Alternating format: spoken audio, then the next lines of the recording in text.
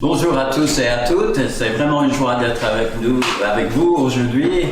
Et je vois juste quelques personnes qui sont ici dans la salle, c'est normal, on est dans le confinement, mais je reconnais que à travers la technologie, nous sommes plusieurs autour de la parole de Dieu ce matin et c'est une joie de commencer cette nouvelle année, comme Mathieu a fait tout à l'heure, en vous exprimant mes vœux, mes meilleurs vœux pour cette nouvelle année. On se les a transmis par WhatsApp et au moment de la réunion de prière, je crois, mais on ne s'est pas encore vu. Alors j'en vois encore quelques-uns que j'ai pas vus jusque-là cette année, ce matin. Je vous exprime mes meilleurs vœux. Pour vous qui n'êtes pas là, eh bien, je pense que nous allons devoir attendre peut-être le mois de juillet pour se voir et pour pouvoir dire tout ce que nous avons dans le cœur, nous exprimer les uns aux autres pour cette année. Mais Dieu est avec nous, n'est-ce pas? Où que nous soyons ici, que nous soyons plus loin, Dieu est avec nous et c'est sa grâce qui nous remplit le cœur ce matin. Une nouvelle année, un nouveau sujet, un nouveau thème. Je suis pas très inventif, je me suis laissé inspirer tout simplement d'un verset de la Bible pour cette nouvelle série de messages que j'aurai la joie, j'espère, et dans la volonté de Dieu de vous présenter. C'est dans Hébreux chapitre 2, versets 2 et 3 que nous lisons. « Car si la parole annoncée par les anges a eu son effet, et si toute transgression et toute désobéissance ont reçu une juste rétribution, comment échapperons-nous en négligeant un si grand salut? » Ça, c'est le thème que j'aimerais évoquer avec vous ce matin. Et pendant plusieurs dimanches, si Dieu le veut, un si grand salut. Ça, c'est un titre qui me frappe parce que le salut, quand on dit le mot salut, c'est peut-être le mot le plus cher à nos cœurs, n'est-ce pas? De se savoir sauvé et bénéficiaire de ce salut que Dieu a préparé pour nous. Et je pense que nous serions tous d'accord pour dire que ce salut, il est grand. Et là, la Bible dit pas seulement que nous sommes sauvés d'un grand salut, mais d'un si grand salut. Ça me fait penser à ce livre qu'il y a dans l'Ancien Testament, le Cantique des Cantiques. Vous savez, il y a beaucoup de cantiques dans la Bible. Le livre des psaumes en contient 150. Il est dit que Salomon, il en a écrit, je ne sais pas, des centaines et des centaines. David aussi. On a juste quelques-uns dans la parole de Dieu, mais quand même pas mal. Et de penser qu'il y a un livre qui est dit le cantique des cantiques. Et là, d'imaginer que nous parlons d'un salut qui n'est pas seulement le salut, mais le grand et le si grand salut. Vous savez, la Bible est un livre de salut. Notre Dieu est un Dieu de salut. Il y a tellement d'histoires dans la parole de Dieu où nous rencontrons son salut, comment il sauve son peuple. Quand je pense à Abraham, comment Dieu l'a appelé de son pays. Il y avait un moment où son neveu Lot avait été pris prisonnier, il était victime d'une guerre qui s'est faite, et Abraham a voulu voler à son secours, mais il était un homme avec quelques serviteurs face à 4 grands rois mésopotamiens. Quel espoir pouvait-il avoir d'avoir la victoire? Et pourtant, Dieu a délivré Lot. Plus tard, au temps de Moïse, peut-être le plus grand exemple de tout dans la parole de Dieu, il y a toute une nation qui comptait plusieurs milliers, peut-être millions de personnes que Dieu a sauvées de leur esclavage en Égypte. Quel salut! Il les a délivrés de l'Égypte, il a ouvert la mer Rouge, il a fait traverser son peuple, il a englouti toutes les chars de Pharaon derrière eux, ils ont chanté les louanges à l'Éternel parce qu'ils avaient un Dieu sauveur. Et puis après, dans le désert, combien de fois ils étaient menacés, attaqués par les Amalécites d'un côté, ils devaient affronter les Moabites, Og, le roi de Bazan, et d'autres rois aussi. Et à chaque fois, Dieu a délivré son peuple. Nous avons, chers amis, un Dieu sauveur. Et il a sauvé son peuple à maintes reprises. Et peut-être vous pouvez dire aussi un témoignage en disant, oui, moi aussi, dans ma vie personnelle, il y a eu un moment où j'étais malade, mais je croyais aller mourir. Et Dieu m'a sauvé. Ou que j'étais dans telle impasse professionnelle ou telle difficulté personnelle et Dieu m'en a délivré. Nous avons un Dieu qui est un Dieu sauveur. Mais aujourd'hui, dans la parole de Dieu, il veut évoquer dans nos cœurs quelque chose que je pense que nous avons tous déjà expérimenté, un grand salut. Un si grand salut.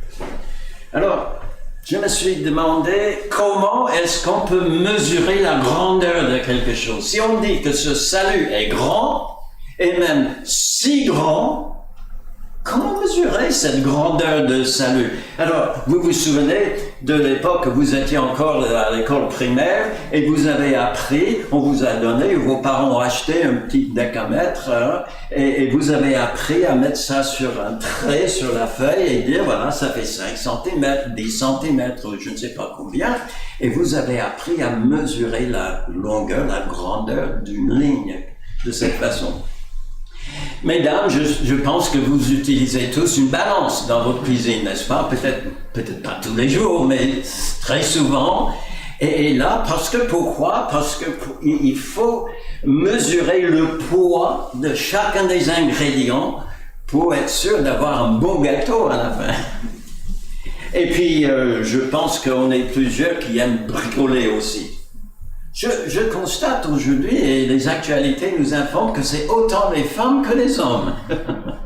Alors peut-être j'avais pensé aux hommes en mettant cet appareil-là qui tient dans la main, mais peut-être il y a des femmes aussi qui savent s'en servir. Et avec des petits appareils comme ça au laser, eh bien on peut mesurer les surfaces et les volumes d'une pièce, par exemple, dans une maison.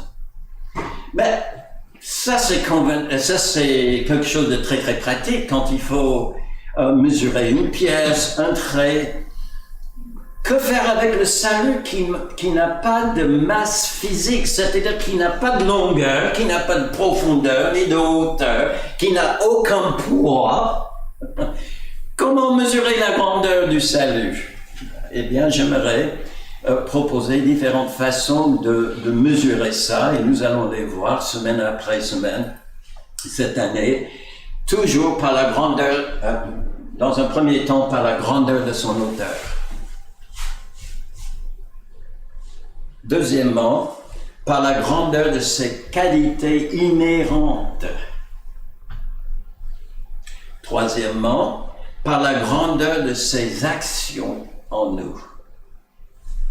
Alors si je peux, avant d'aller plus loin pour vous aider à comprendre mon raisonnement ce matin, on va essayer de faire une comparaison avec les achats que nous faisons. Achat de voitures, d'électroménager ou quelque chose comme ça. Lorsqu'on parle de la grandeur de son auteur, c'est un petit peu comme lorsque nous sommes face à un achat, nous regardons peut-être au début quelle est la marque. On sait qu'il y a certaines marques qui ont une réputation, ont souvent un prix aussi, mais qui ont une réputation d'excellence. Et que si nous en avons les moyens, eh bien, nous nous orientons vers ce qui a la meilleure marque, la meilleure réputation.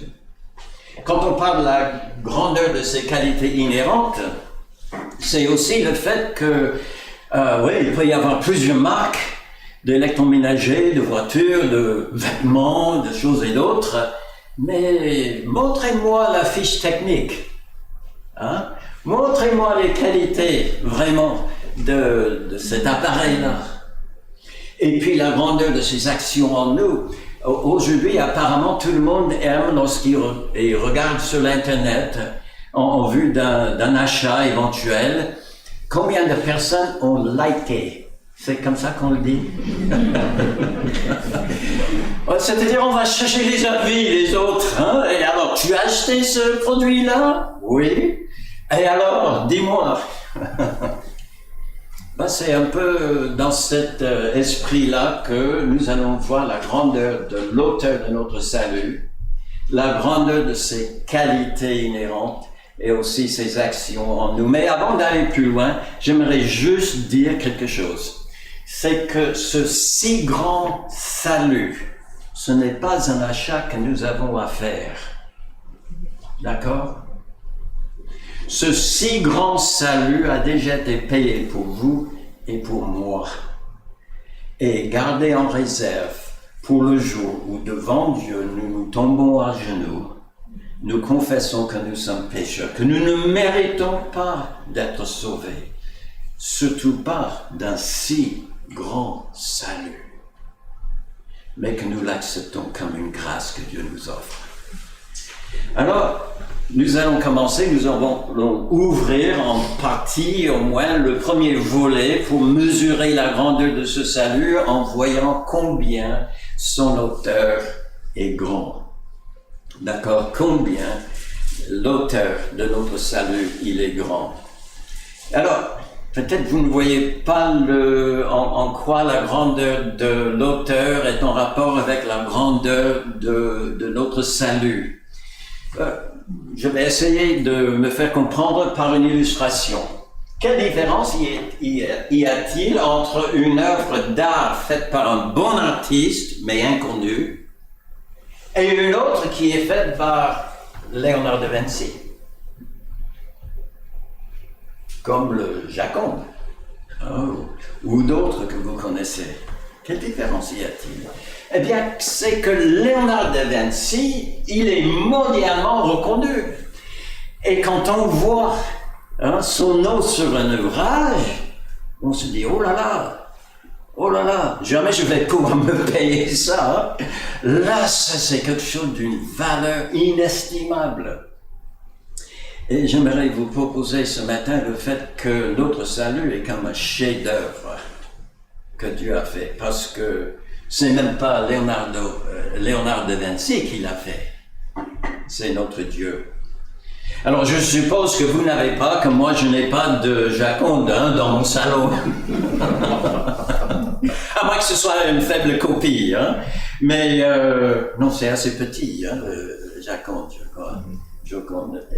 Mais pour le voir d'autrement, je sais qu'il y a quelques petits-enfants dans notre assemblée et les parents, sans doute, ou peut-être même pour certains d'entre nous, c'est maintenant nos enfants qui ont des enfants, et ils ont besoin de nounou.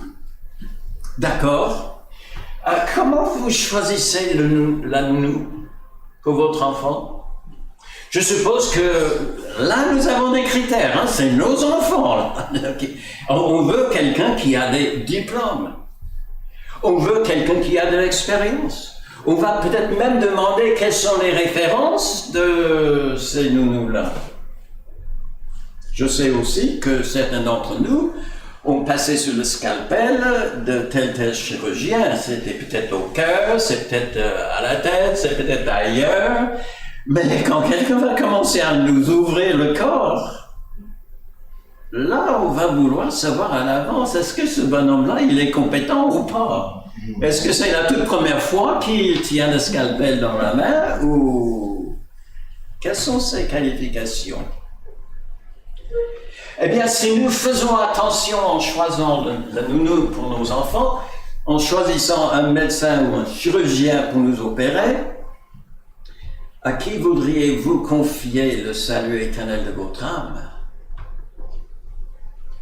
Jésus-Christ lui-même, il a dit, et que sert-il à un homme de gagner tout le monde s'il perd son âme?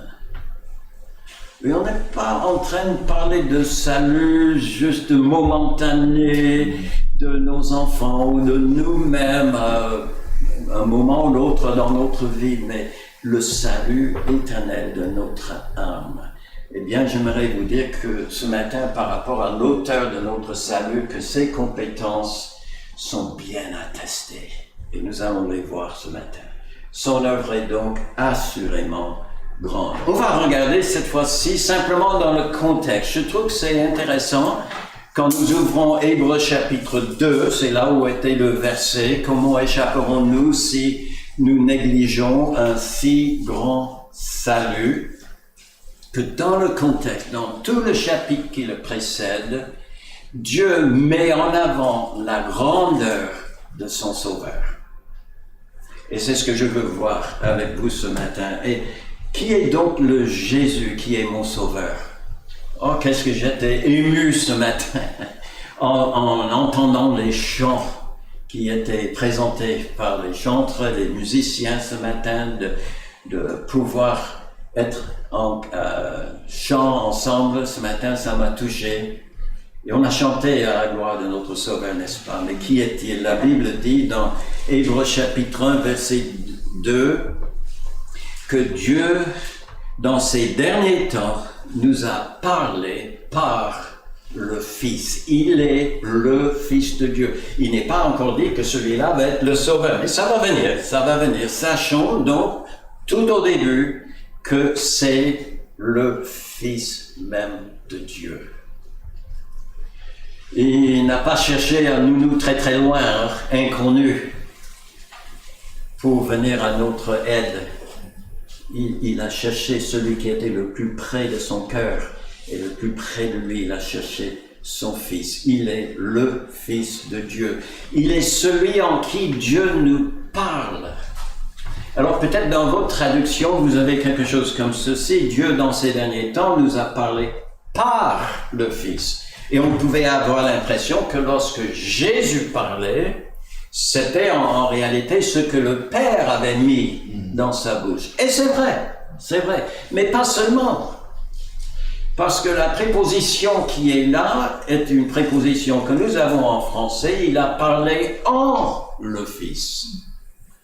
C'est-à-dire que tout ce que nous voyons en Jésus, déjà tout ce que nous entendons de sa bouche, mais aussi tout ce que nous voyons en lui, ses attitudes, ses sentiments, tous les actes qu'il a commis, les miracles qu'il a faits, c'était l'expression du Père. Tout ce qu'est Jésus, et on le verra par d'autres expressions dans un instant, tout cela est une révélation du Père. C'était le Père qui voulait se révéler à chacun d'entre nous. Et qui a-t-il choisi pour le faire? Son Fils. Il a dit jusque-là, de plusieurs manières, il a parlé par des prophètes. Il y en avait des grands. Mais aujourd'hui, il nous parle en son Fils. Et puis, troisièmement, il est celui que Dieu a établi héritier de toutes choses. Héritier de toutes choses. Ça se faisait un peu différemment à l'époque que ce texte est écrit qu'à nos jours. À nos jours, il y a un âge auquel nous arrivons à la majorité. Et s'il arrive que nos parents disparaissent, eh bien nous héritons. Il y a des lois par rapport à ça. C'était pas comme cela dans le monde gréco-romain. Ça, c'était au bon vouloir des parents, notamment du père. Et quand le père jugeait bon de le faire, il prenait son fils ou ses fils et dans une sorte de fête publique, il a annoncé, voilà maintenant, ce sont mes fils. D'accord, ils ont 20 ans, on sait que ce sont vos fils depuis 20 ans. Non, mais ils sont, à partir d'aujourd'hui, mes fils héritiers. Et ça signifiait qu'à cet instant même, le Père léguait tout à ses enfants. Et ils avaient, à leur guise, tout ce qu'avait le Père. Et donc, ils pouvaient s'en servir à volonté. C'est sans doute ce qui est derrière l'histoire du fils prodigue, qui nous surprend quelquefois. Nous lisons cette histoire-là et on dit, mais quelle idée d'aller vers son papa et lui demander, donne-moi mon héritage, alors le papa, il n'est même pas mort. Non, mais le papa avait sans doute déjà déclaré son héritier. et que le Fils était dans ses pleins droits de réclamer son héritage. Malheureusement, il a gaspillé, ce qui n'a pas terni en rien l'amour du Père pour son Fils. Mais Dieu a déclaré son Fils, Jésus, son héritier. Et au moment donc où il vient dans le monde, malgré le fait qu'il s'est limité, il a pris la forme d'un serviteur, il a obéi parfaitement à tout ce que l'Esprit lui dirigeait de faire, il avait les pleins pouvoirs. Et je ne sais pas pour vous, mais pour moi, dans mon cas, il fallait toute la puissance de Dieu pour sauver une âme aussi sale, aussi pécheresse que la mienne. Et Jésus-Christ avait tous les pouvoirs de son Père pour nous sauver. Ensuite, nous lisons également dans le verset 2, c'est celui par qui Dieu a créé l'univers. Alors ça va être intéressant dans cette section parce que dans ce premier chapitre, il y aura un parallèle entre l'œuvre créatrice de Jésus-Christ qui a créé les mondes. Et selon Jean chapitre 1, il n'y a rien qui a été fait, qui n'a été fait sans lui. Il a tout fait. Parallèle entre cette création et la nouvelle création en nous. D'accord? C'est Christ qui a créé toutes choses. On a dit tout à l'heure que si nous devions choisir une nous pour nos enfants, ou un chirurgien, si nous en avons besoin, on va voir si c'est la première fois que la dame s'est occupée des enfants, hein? Ou si c'est la première fois que le chirurgien a tenu une scalpel. Sachez que Jésus-Christ n'est pas à son premier essai quand il vient nous sauver de nos péchés. Alors, c'est pas tout. Il est le seul reflet de la gloire de Dieu. Il est aussi l'empreinte de la personne de Dieu. Alors, j'ai une imagination peut-être débordante des fois, mais je me suis dit que, et je sais que c'est pas exactement comme ça, parce que Dieu, il est esprit éternel, il n'a pas de corps. Mais dans ma tête, à moi, je me suis dit, moi, quand je me lève le matin, et que je me place devant le miroir, qu'est-ce que je vois?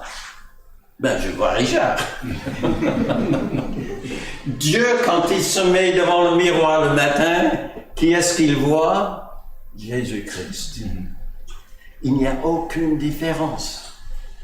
Voir Jésus-Christ, c'est kiff-kiff. Il est l'empreinte de la personne de Dieu. Aujourd'hui, nous avons des empreintes digitales, n'est-ce pas? Et quelquefois, on nous les réclame pour différentes raisons. Nous avons un fils qui est militaire et il doit avoir un certain niveau de sécurité qui est assez élevé. Et c'est même pas seulement les empreintes digitales qu'il faut là. Mais nous connaissons ça et nous savons que même si c'est difficile à les voir, on a un certain dessin dans la peau de notre pouce. Et on peut mettre dans l'encre et après, ce sera une reproduction exacte. Ils n'avaient pas ça à l'époque que ce texte était écrit. Mais les rois en Babylone et dans la Mésopotamie en général, ils avaient quelque chose toujours à leur portée. C'était un sceau, mais cylindrique. C'était un petit cylindre, pas très grand. Et quand ils voulaient officialiser un document qui était gravé dans de l'argile, hein, qui était mou, et c'était écrit en cunéiforme. On prenait un petit stylet et on plaçait ça dans l'argile mou pour former des lettres. Et à la fin, si c'était un document officiel, ce roi prenait son cylindre qui était gravé tout autour et il roulait ça sur le document et l'empreinte de son cylindre était reproduite exactement égale à la personne qui cherchait à changer. Il y avait le sceau du roi qui était dessus. Jésus-Christ était l'empreinte de toute la personne de Dieu. Si bien qu'il a pu dire ceci à Philippe une fois quand il annonce qu'il allait bientôt partir. Philippe et les autres étaient très attristés, mais dis-nous où tu vas, ben je vais au Père. Mais d'accord, mais montre-nous le Père. Philippe, comment ça se fait que je suis si longtemps avec toi et tu ne connais pas le Père? Celui qui m'a vu a vu le Père, dit-il. Il est l'exacte représentation dans sa personne de la majesté divine. Alors Dieu parle et œuvre à travers son Fils, car Jésus est lui-même Dieu. Notre salut est l'œuvre d'un maître ouvrier qui n'est pas à sa première essai, mes amis. Et que fait Jésus justement? On a parlé de sa création, mais pas seulement est-ce qu'il crée des choses, mais nous lisons au verset 3 qu'il soutient toutes choses par sa parole puissante. Et alors que nous sommes ici et contents d'être ensemble ou de savoir que nous avons des amis qui sont en train de nous regarder par l'Internet, et bien, nous respirons, nous vivons. Qui est-ce qui nous maintient en vie, qui nous permet de vivre et de jouir de la vie? C'est notre Dieu, c'est notre Sauveur. Il soutient toutes choses par sa parole puissante. Il a fait la purification des péchés aussi. Et puis après, il a dit, ça c'est quand Christ il est mort sur la croix pour vous et pour moi. Car le salaire du péché c'est la mort. Il est mort pour nous sur la croix et son sang nous purifie de toute iniquité, dit 1 Jean chapitre 1 verset 7. Et après, il s'est assis à la droite de la majesté divine dans les lieux très hauts. Alors, celui qui est assis, c'est celui qui a terminé son travail. Et Jésus-Christ, quand il était encore sur la croix, en train de souffrir pour mes péchés, pour vos péchés, et juste avant de mourir, ne l'a-t-il pas dit, tout est accompli. Il ne restait plus rien à faire pour votre salut, pour mon salut, qualifié de si grand. Il avait tout accompli pour nous. Alors, le Père l'a ressuscité le 3e jour et il est éventuellement remonté au ciel et il est assis à côté de son Père sur le trône. Il a fini. Tout est accompli.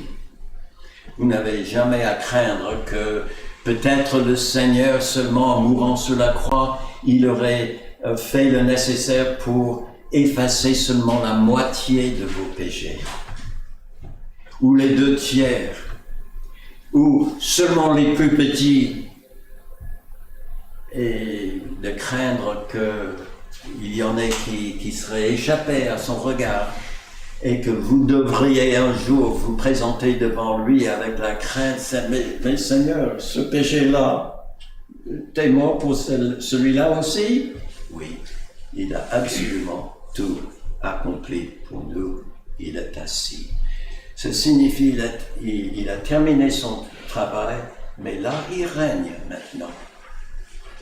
Là il règne. Il contrôle, il garde tout ce qu'il a fait. Dieu finit et garde en son Fils tout ce qu'il commence. On a lu tout à l'heure que par lui, par Jésus-Christ, le Père a créé toutes choses.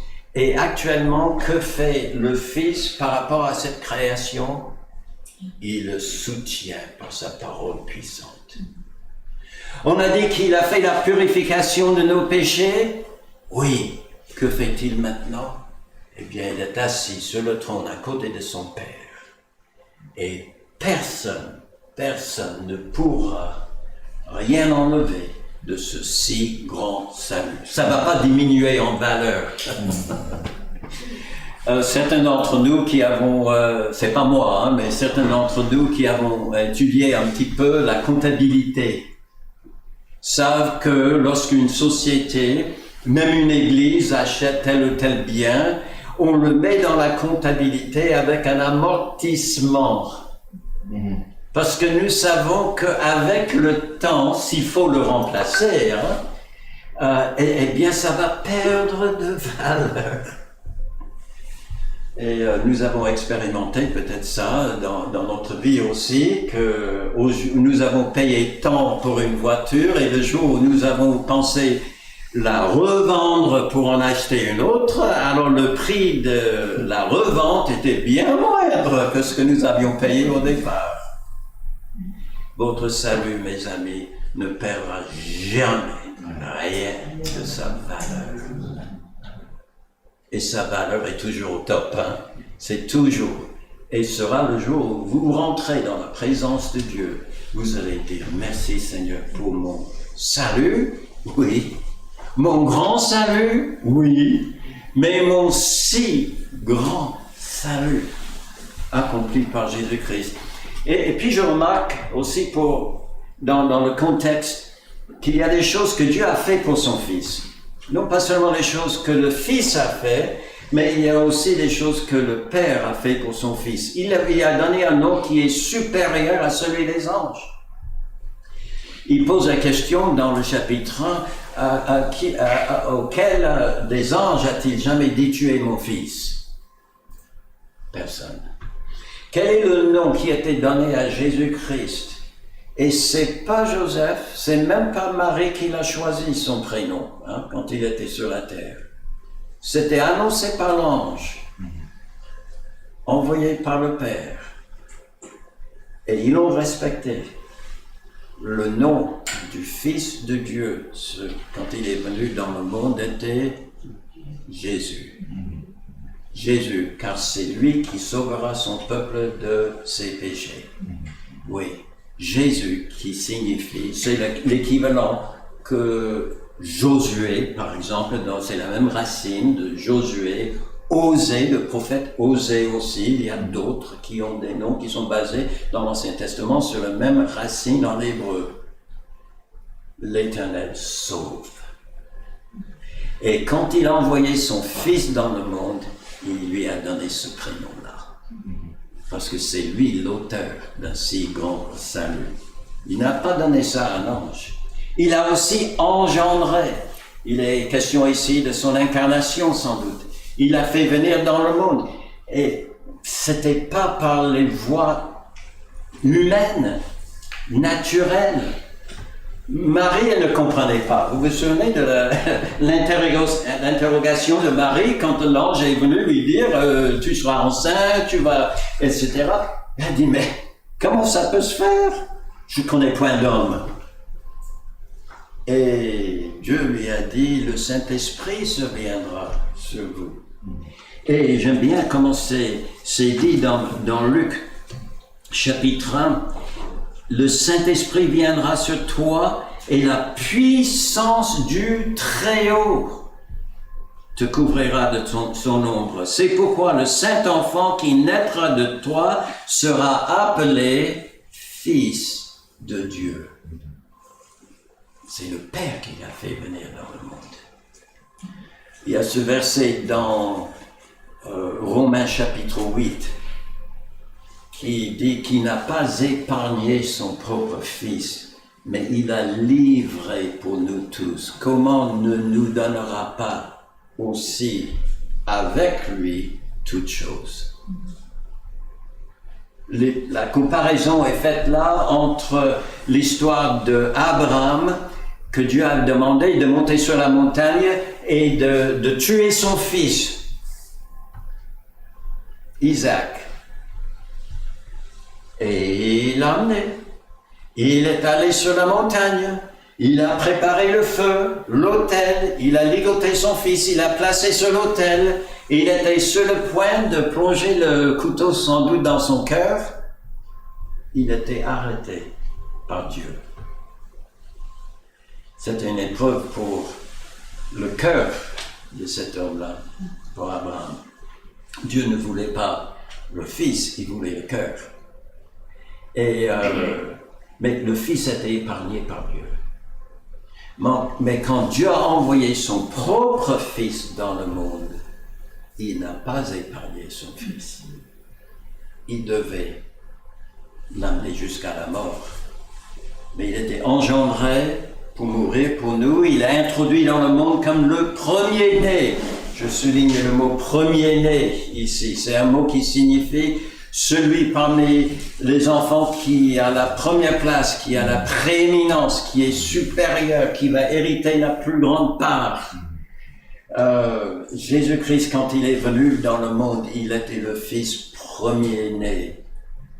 Il partage son trône avec son fils, après que le fils ait terminé son travail sur la terre, alors que les anges sont seulement devenus des esprits serviteurs.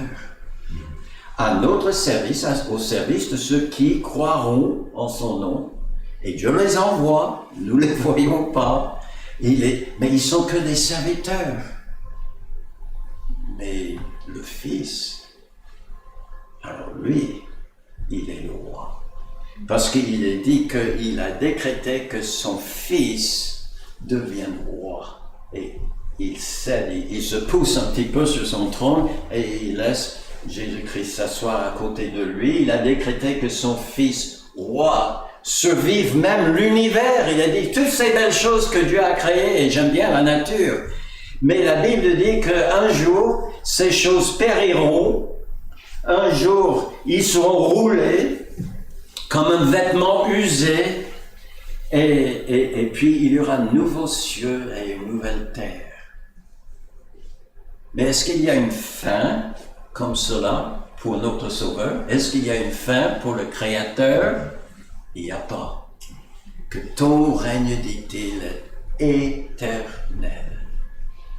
Et puis, il a décrété aussi que son Fils, devenu roi, règne jusqu'à ce qu'il, le Père, lui soumette tous ses ennemis. Alors, ça me dit qu'il n'y a personne, ni rien, qui pourra faire échouer notre salut. C'est pas seulement que le Fils, il est garant, mais le Père aussi, il veille. Il veille. Et un des versets que mon épouse aime très bien, parce que c'est un beau verset, et vous le connaissez aussi bien qu'elle, qui nous rassure de notre salut, c'est le verset qui dit « Moi et le Père, nous sommes un ». Personne ne peut les ravir, ceux qui croient en moi, de ma main. Et personne ne peut les ravir non plus de la main de mon Père. Il veille sur notre si grand salut. C'est formidable, n'est-ce pas? C'est lui qui a planifié dès le début, c'est lui qui l'a acté en envoyant son Fils dans le monde, en le gardant, en lui donnant la force de subir la croix à ma place, en le ressuscitant les morts, en le ramenant au ciel, en le faisant asseoir à son côté, sur son trône. Et aujourd'hui, il veille. Il veille. Et si nous plaçons notre confiance en lui, personne ne pourra nous ravir de la main de notre Sauveur.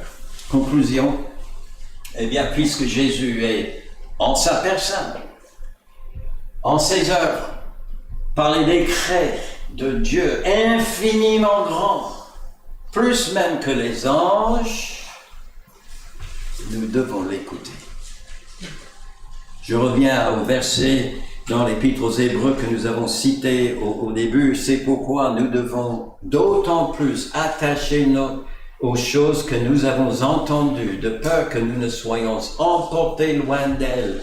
Car si la parole annoncée par les anges a eu son effet, et si toute transgression et toute désobéissance ont reçu une juste rétribution, comment échapperons-nous en négligeant quoi?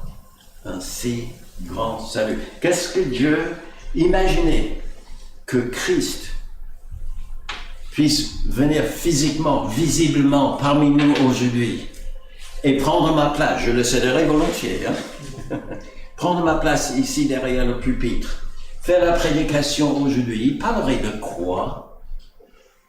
Un si grand salut. Il va dire dans la suite que c'est lui qui l'a annoncé le premier. Et puis les apôtres qui l'ont écouté et qui ont entendu le message de ce si grand salut, comme un chœur, commençaient à faire écho à la voix de leur maître. Et nous l'avons entendu. eh bien, nous devons écouter. Il nous parle d'un si grand salut, planifié, agréé par le Père Céleste et accompli par lui-même. Est-ce que vous l'avez accepté, ce message? Est-ce que vous l'avez compris? Est-ce que vous l'avez reçu? Eh bien, c'est ma prière que si, parmi tous ceux qui m'écoutent aujourd'hui en présence ou même par l'Internet, s'il y a ne serait-ce qu'une personne qui n'a pas encore reçu ce message d'un si grand salut, sachez que vous ne pouvez l'avoir qu'en Jésus-Christ. Celui qui a le Fils a la vie. Celui qui n'a pas le Fils de Dieu n'a pas la vie. Quel grand sauveur! J'avais demandé au début si nous allions terminer par un chant aujourd'hui. Mais il y a un chant qui passe dans la tête actuellement. Vous le connaissez peut-être. Quel sauveur merveilleux je possède. Il s'est sacrifié pour moi. Et sa vie innocente il la cède. En mourant sur l'infâme bois, attaché à la croix pour moi, attaché à la croix pour moi, il a pris mon péché, il m'a délivré.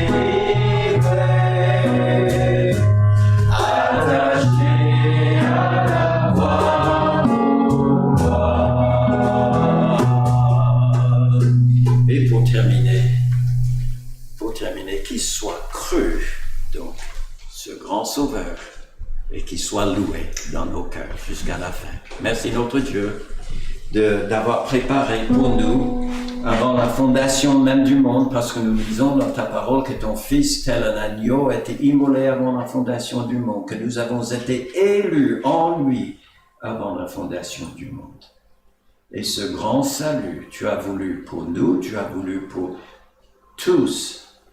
Et je te demande, Seigneur, de encore aujourd'hui toucher les cœurs et qu'il y ait des personnes qui se tournent vers toi dans la foi et dans la joie, dans la louange, au nom de Jésus-Christ.